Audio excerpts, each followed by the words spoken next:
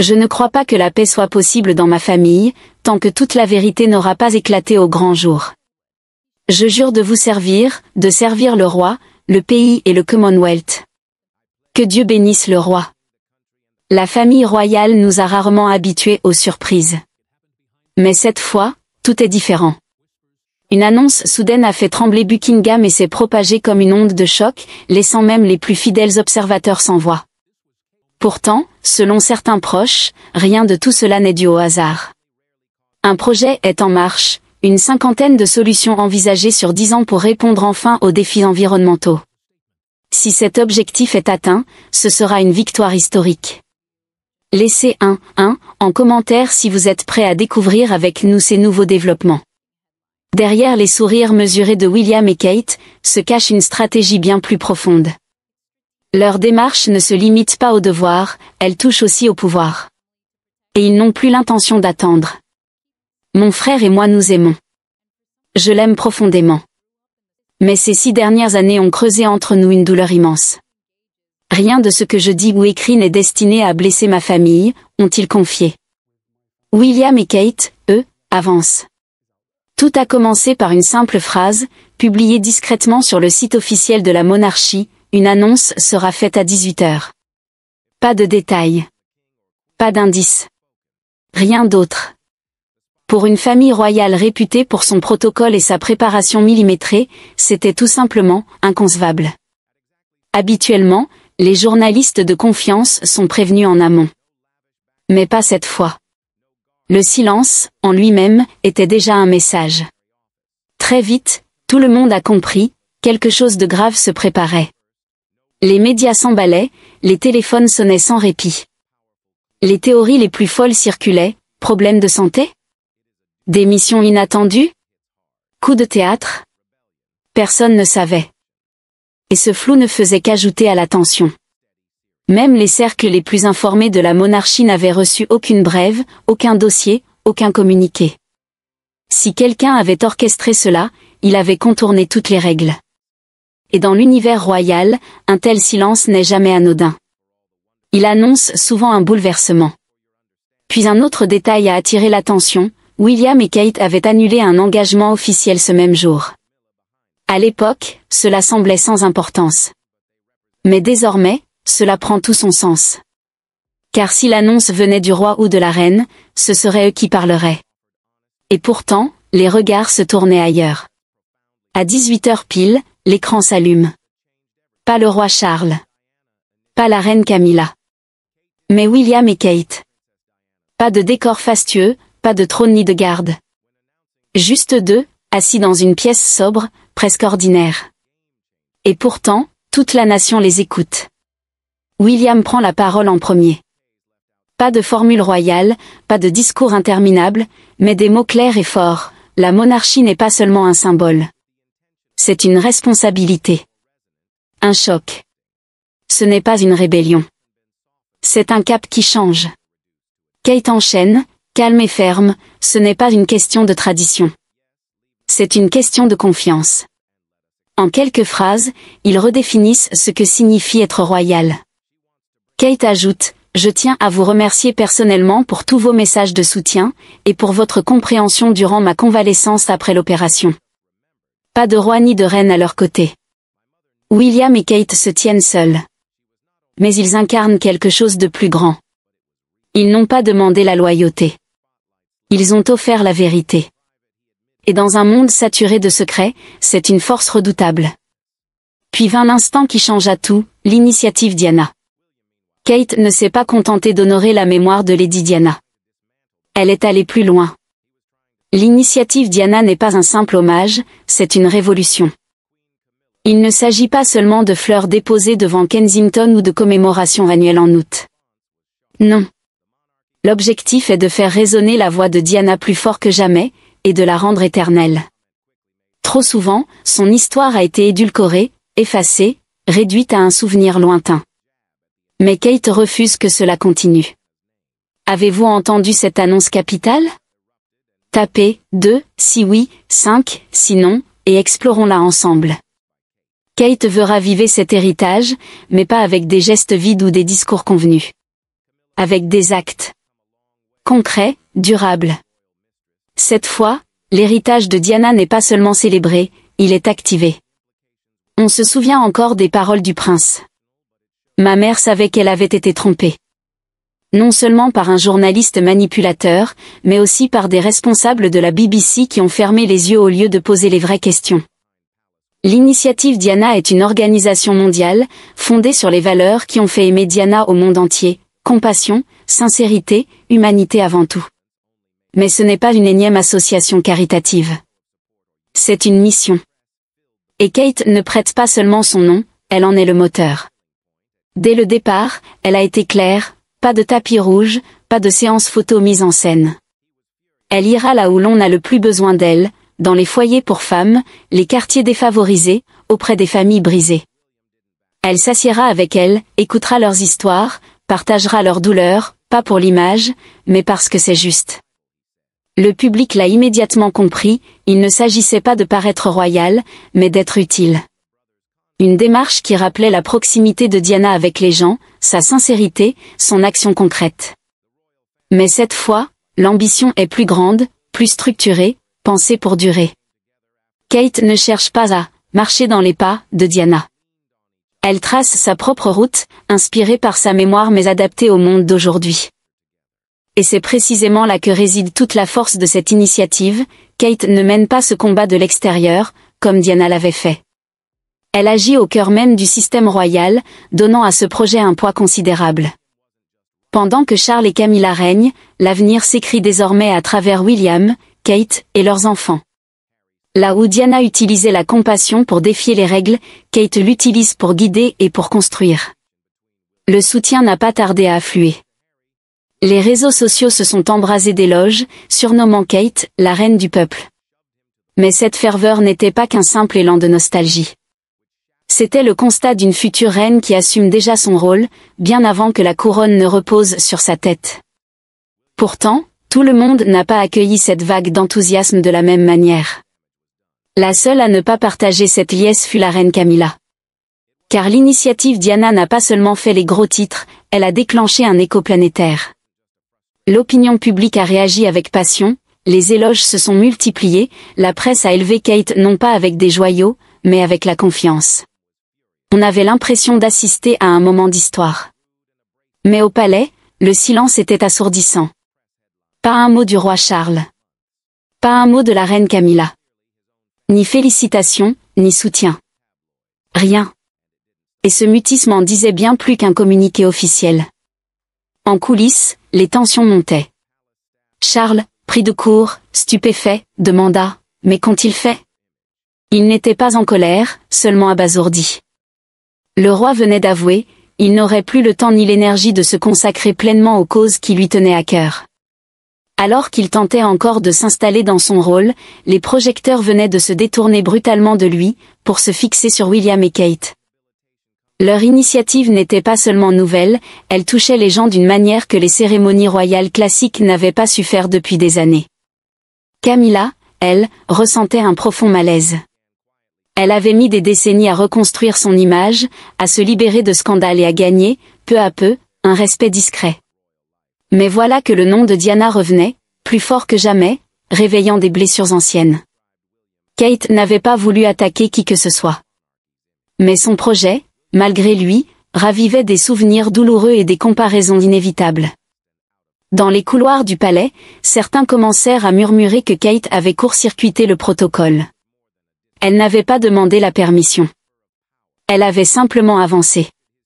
Et c'est cela qui effrayait. Camilla, dit-on, voulait que l'initiative Diana soit récupérée par la couronne, encadrée, édulcorée. Mais les conseillers royaux l'en dissuadèrent, vouloir la contrôler risquait de donner à la monarchie une image mesquine, jalouse, dépassée.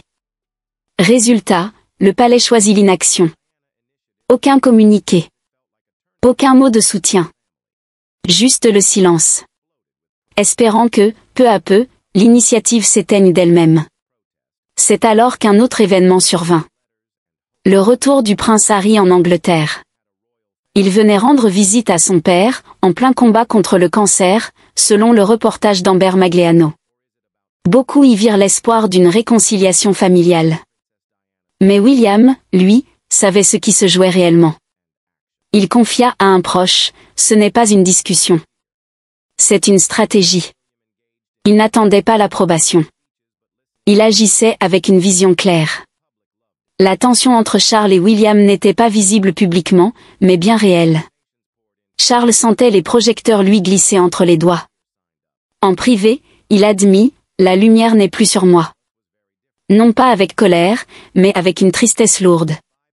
William, de son côté, se sentait blessé par le silence de son père. Car il n'avait jamais voulu renverser la monarchie. William essayait de sauver la monarchie. Mais les tensions ne cessaient de s'aggraver. Lors d'un événement caritatif, la reine Camilla, d'ordinaire si mesurée, a perdu un instant son calme quand on l'a interrogée au sujet de l'initiative Diana. Sa réponse fut tranchante, la monarchie a toujours servi avec dévouement, et nous n'avons pas besoin d'invoquer le passé pour le prouver. Une phrase aussitôt reprise par la presse. Beaucoup y ont vu une attaque à peine voilée contre le projet, et surtout contre l'utilisation du nom de Diana. En quelques heures, les réseaux sociaux se sont enflammés et les tabloïds se sont emparés de l'affaire. Le ton de Camilla n'a pas plu au public, et Kate, bien sûr, n'a rien manqué de cette polémique. Elle, habituellement calme et discrète, a choisi ses mots avec soin. Lors d'un événement de l'initiative Diana le week-end suivant, elle répondit « Ce travail n'est pas tourné vers le passé. Il est tourné vers l'avenir que nous construisons ensemble. » Kate n'a cité personne, mais le message était limpide. Ce n'était pas une confrontation ouverte, mais elle montrait clairement qu'elle ne comptait pas reculer. Cet échange a immédiatement nourri les rumeurs de conflits au sein de la famille royale. Les tabloïds bruissaient d'articles sur les tensions derrière les murs du palais. Selon des proches de Camilla, la reine se sentait acculée, frustrée que l'initiative ait volé toute l'attention médiatique. De son côté, William bouillonnait en privé. Il estimait que sa belle-mère avait transformé leur action en sujet politique. Le palais, lui, n'a publié aucun communiqué commun. Et ce silence, encore une fois, n'a fait qu'amplifier le malaise. Sans preuve de soutien ou d'unité, la presse a rempli le vide. Quelques jours plus tard, la situation a atteint son paroxysme à Clarence House. Le roi Charles a convoqué William et ses conseillers les plus proches. Furieux, il exigea de savoir pourquoi il n'avait pas été tenu informé de l'initiative. Il parla d'une violation du protocole. Mais William refusa de reculer. Il ne s'agit pas de protocole. Il s'agit de survie. Ces mots révélèrent au grand jour le fossé entre deux générations, Charles, attaché aux traditions. William, prêt à les bousculer pour sauver l'institution. La réunion se termina sans accord. Charles quitta la salle, sans un mot. Dans l'ombre, les fuites commencèrent. Du côté du roi, on laissa filtrer l'idée que William était impulsif, et que son attitude mettait en péril l'image de la monarchie. La riposte de William ne tarda pas, via des journalistes proches, son entourage rétorqua que Charles était dépassé, figé dans le passé. Cet échange montrait bien qu'il ne s'agissait plus d'un simple désaccord, mais d'un transfert de pouvoir.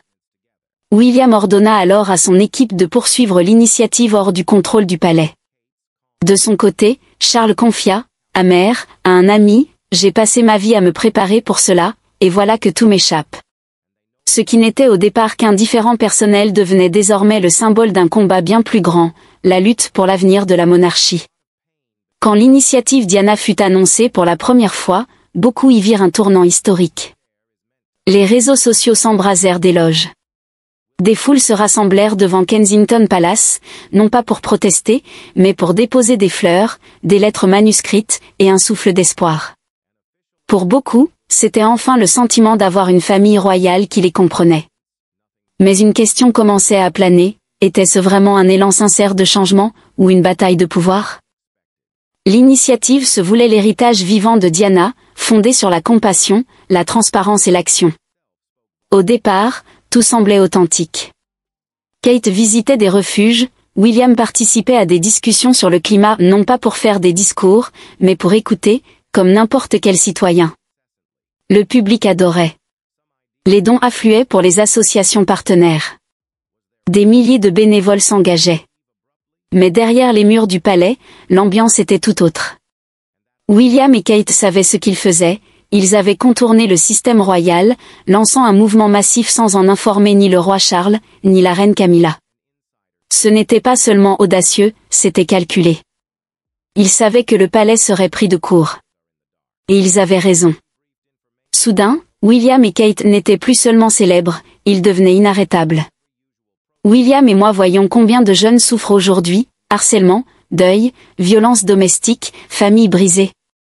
Expliquait Kate. Selon elle, l'initiative en hommage à Diana n'était pas simplement un geste symbolique. C'était devenu une arme dans une bataille silencieuse pour le pouvoir. Les initiés affirment que William et Kate ne cherchaient pas seulement à moderniser la monarchie, mais à la remodeler à leur image. Et pour y parvenir, il fallait écarter certains. Harry et Meghan furent les premiers. Leur style était jugé trop direct, trop émotionnel, trop indépendant.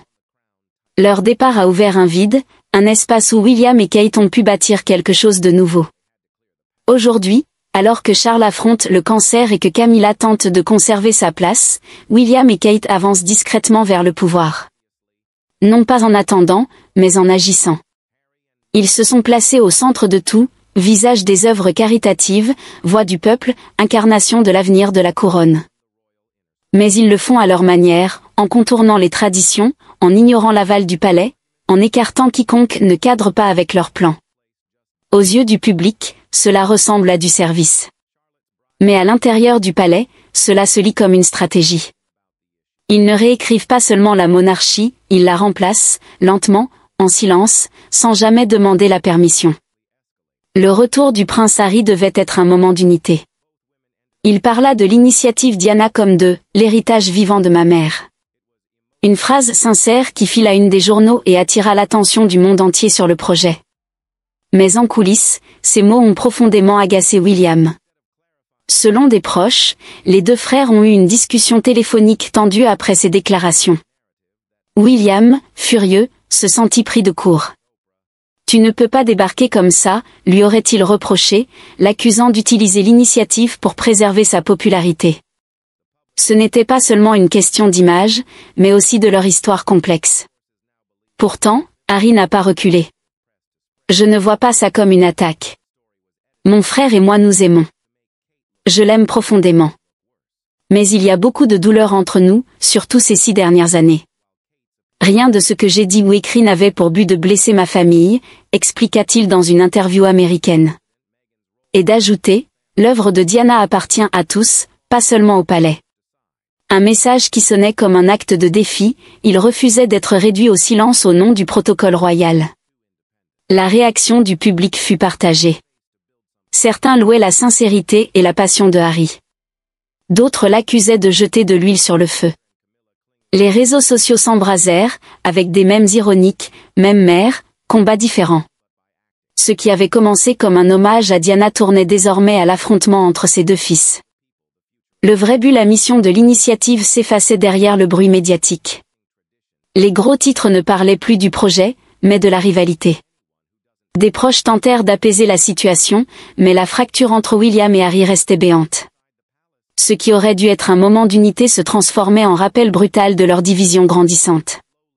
Au milieu de tout cela, Kate se retrouvait coincée. Elle poursuivait son engagement avec l'initiative, restant concentrée, mais le regard constant des médias sur le conflit des deux frères rendait la tâche bien plus difficile. Il fut un temps où la famille royale ressemblait à une équipe. William et Harry en étaient le cœur, surtout après la mort de leur mère, la princesse Diana. On les croyait capables de porter ensemble la monarchie vers un avenir moderne.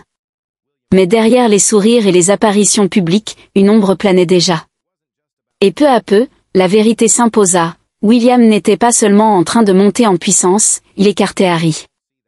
Il y avait l'héritier, et le suppléant, écrira plus tard Harry dans son livre Le Suppléant, révélant une histoire qui choqua le monde entier. Il raconta même un violent affrontement avec son frère, William, fou de rage, l'aurait saisi par le col, déchiré son collier, avant de le projeter au sol. Harry tomba sur une gamelle de chien qui se brisa sous son dos, le blessant. William l'aurait ensuite défié de riposter. Harry refusa. William partit, mais revint plus tard, apparemment pris de remords. Le mal était fait. Ce n'était pas une simple querelle fraternelle. C'était le signe d'une lutte bien plus grande. William n'était plus seulement un frère en colère, il devenait un homme de pouvoir, décidé à ne pas laisser Harry lui faire obstacle. D'après Harry, la dispute avait éclaté, à cause de Meghan. Il l'avait qualifiée de difficile, impolie et abrasive. Exactement les mêmes mots que ceux martelés par les gros titres de la presse à scandale contre Meghan depuis des mois. C'est à ce moment-là que Harry comprit clairement que sa propre famille commençait à parler comme les tabloïds. Et ce n'était que le début. Harry a affirmé que certains membres du personnel du palais travaillaient activement contre lui et Meghan, allant jusqu'à faire fuiter des histoires destinées à ternir leur réputation.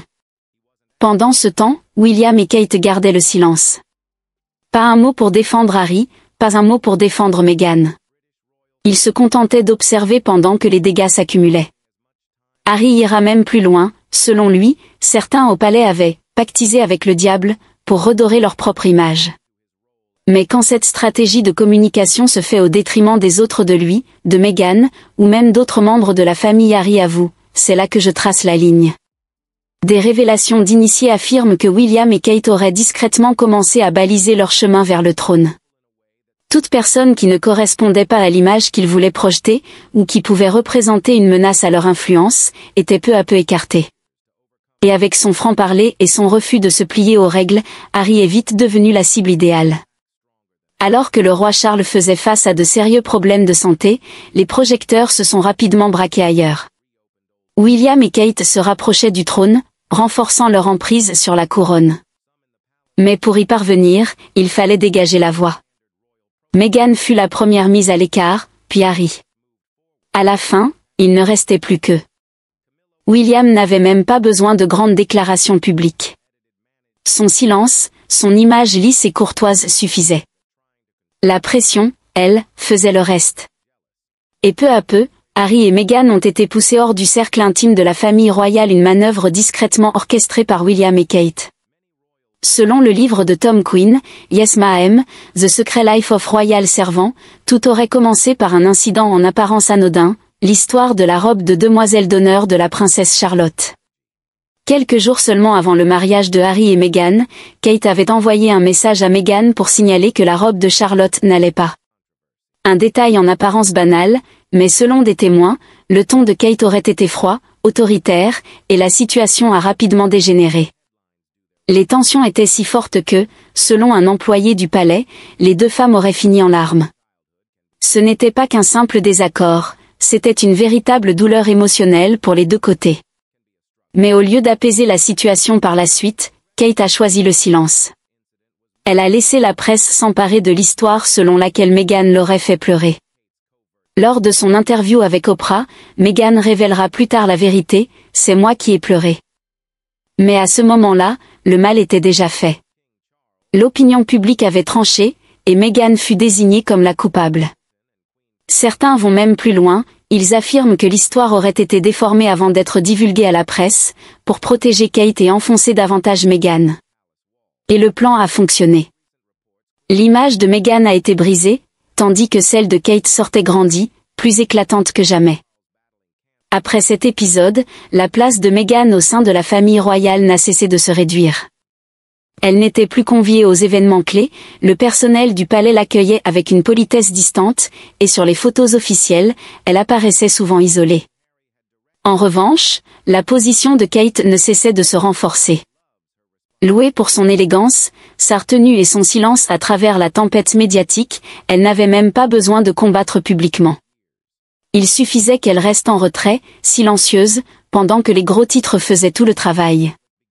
Meghan, de son côté, était décrite comme émotive, dramatique, tandis que Kate apparaissait calme et irréprochable. Pour Meghan, ce traitement glacial est vite devenu insupportable. Se sentant seule, impuissante, elle et Harry ont finalement décidé de partir. Avec le recul, cet incident autour d'une simple robe de fillette n'était peut-être pas si anodin.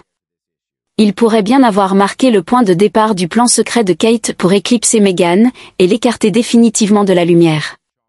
Ce ne sont pas seulement le roi Charles et le prince William qui se retrouvent en opposition. Les tensions se font aussi sentir entre Kate Middleton et la reine Camilla. Et si devant les caméras, Les sourires restent de mise, en coulisses se joue une véritable lutte silencieuse pour le pouvoir. D'après des révélations récentes, la reine Camilla n'a absolument aucune intention de se retirer de son rôle. Même si le roi Charles, affaibli par son cancer, réduit progressivement ses engagements officiels, Camilla est déterminée à conserver sa place au sommet. Il faut dire qu'elle a longtemps été perçue comme la troisième personne dans le mariage royal, et elle sait qu'elle doit encore soigner son image. Un proche confie que William et Harry avaient expressément demandé à leur père de ne pas l'épouser. Mais Camilla, elle, adore ses responsabilités, et n'a pas l'intention d'y renoncer. Selon US Weekly, Camilla a toujours rêvé d'être reine. Et maintenant qu'elle a obtenu ce titre, elle s'y accroche fermement, sans aucun désir de le céder à Kate. Pour elle, ce n'est pas qu'un rôle protocolaire, c'est l'aboutissement d'un long combat personnel. Et c'est justement là que les tensions s'exacerbent. Car pendant que Camilla entend maintenir son influence, William et Kate, de leur côté, préparent discrètement la suite. Les insiders rapportent que dès que Charles abdiquera, le couple princier compte redéfinir le rôle de Camilla, voire le limiter. Une perspective que la reine n'accepte pas. À cela s'ajoute un autre problème, l'opinion publique. Malgré les années, une partie des Britanniques n'a toujours pas pardonné à Camilla son rôle dans l'histoire entre Charles et Diana. Cette image tenace continue de peser lourdement sur sa popularité. Certains experts soulignent pourtant ses qualités. L'auteur Angela Levin rappelle que Camilla a joué un rôle de guide auprès de Kate à ses débuts dans la famille royale. Mais pour d'autres, ce lien n'a jamais été aussi solide qu'il n'y paraît. Politesse en façade, froideur en coulisses, voilà ce qui caractériserait vraiment leur relation. L'auteur Robert Hardman, dans son ouvrage Charles, New King, New Court, estime que Camilla restera active, mais dans une version réduite de son rôle actuel. Et c'est précisément ce qui l'inquiète. Elle a compris que les changements à venir portent la marque de William et Kate. William l'a répété, il veut moderniser la monarchie. Ainsi, même si Camilla continue aujourd'hui de porter la couronne, l'avenir se dessine déjà ailleurs. Car dans l'ombre, Kate se prépare patiemment à s'imposer. Et à chaque pas qu'elle fait, c'est un peu plus le futur de la monarchie qu'elle façonne, un futur qui pourrait bien ne pas laisser de place à la manière de régner de Camilla.